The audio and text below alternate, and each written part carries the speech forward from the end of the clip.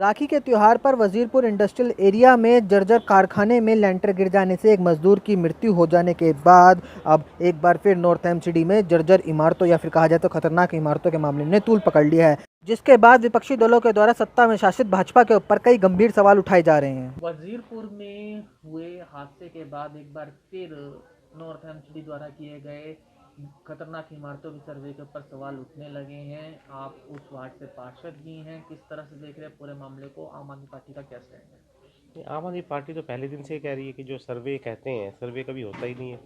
ये सिर्फ कागजों में होता है, ग्राउंड लेवल पे तो कभी आज तक कोई सर्वे हुआ ही नहीं। और यही कारण है कि हर कुछ दिनों बाद इस तरह की घटनाओं की पुनरावृत्ति होती रहती है। कभी ईस्ट एमसीडी में, कभी साउथ एमसीडी में, कभी नॉर्थ एमसीडी में।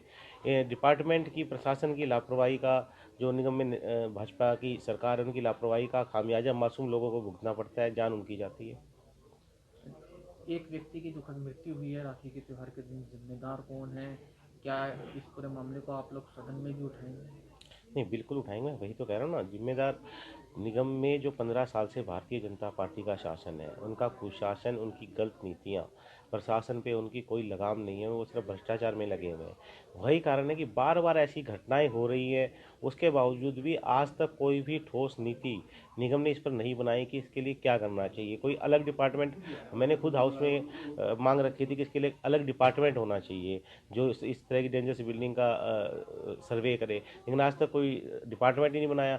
कभी मेंटेनेंस के जो लोग हैं उनको बोल देते हैं सर्वे करो, कभी जो बिल्डिंग के लोग हैं उनको बोल देते हैं सर्वे करो। और मैं बड़ी जिम्मेदारी के साथ कह रहा हूँ, ज़मीनी लेवल पर कभी भी कोई भी सर्वे नहीं हुआ, ना आज तक हुआ, ना होता। सिर्फ कागजों में खानापूर्ति की जाती है।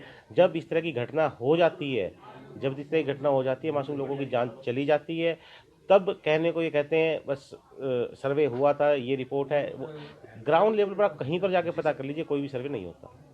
अधिकारियों की बड़े स्तर पर गलती, जो जेई और एई हैं बिल्डिंग विभाग के, उनकी बड़ी गलती। इस तरह का हादसा हो गया, उन्होंने इस बात की भी जानकारी नहीं थी कि ये बिल्डिंग खतरनाक है, और ना ही इस बिल्डिंग का नाम खतरनाक इमारतों की सूची में था।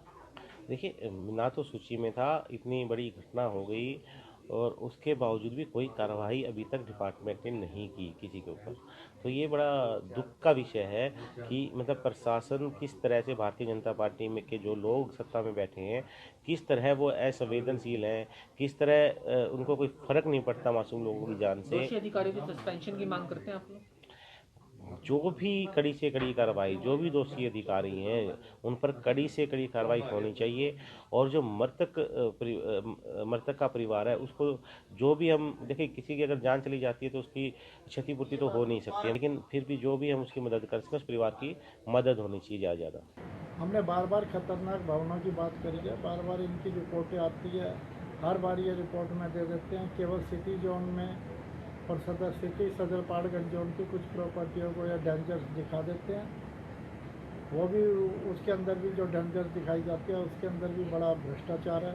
जो वाकई में डेंजर्स बिल्डिंग होती है वो तो डेंजर्स दिखाई नहीं जाती, और जो सही बिल्डिंग है और जो यहाँ के भू माफिया हैं उन लोगों की बिल्डिंगों को डेंजर्स दिखा दिया जाता है। और बाकी जोनों के अंदर जितनी, हर जोन के अंदर आपको डेंजर्स बिल्डिंग मिल जाएगी, लेकिन उसके बावजूद भी निगम के कर्मचारी और अधिकारी इस वक्त ध्यान नहीं देते हैं। और यदि वहाँ पर वजीरपुर के अंदर जो दुर्घटना अभी 2 दिन पहले घटी है, ये, और वहाँ पे जो पुरानी जर्जर इमारत का हिस्सा टूट के गिरा है, तो क्या वो निगम के अधिकारियों को, उस जोन के अधिकारियों को ये दिखाई नहीं दिया, वहाँ के जेई को दिखाई नहीं दिया कि ये डेंजर्स है? और यदि डेंजर्स थी तो उसके लिए डेंजर डिक्लेयर क्यों नहीं किया गया?